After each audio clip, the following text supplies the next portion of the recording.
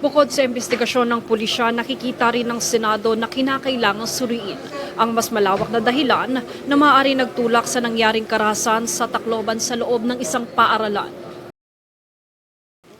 Pinaplano ng Senate Committee on Women, Children, Family Relations and Gender Equality na magsasagawa ng pagdinig kaugnay ng insidente sa San Jose National High School sa Tacloban.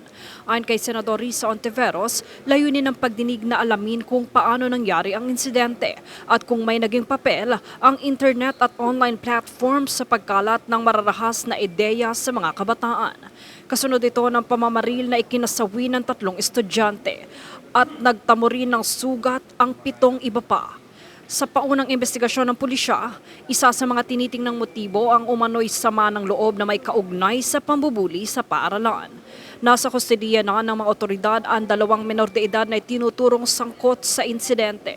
Sinabi rin ng PNP na patuloy nilang iniimbestigahan kung paano napunta sa kamay ng mga sospek ang mga baril na ginamit sa nasabing insidente.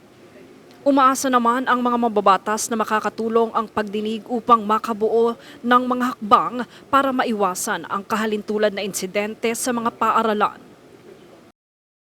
Samantala, nananawagan ang mga otoridad sa publiko na iwasan ang pagpapakalat ng mga hindi beripikadong impormasyon habang nagpapatuloy ang nasabing investigasyon. Jade Buhoy, nag-uulat para sa Golden Nation Network.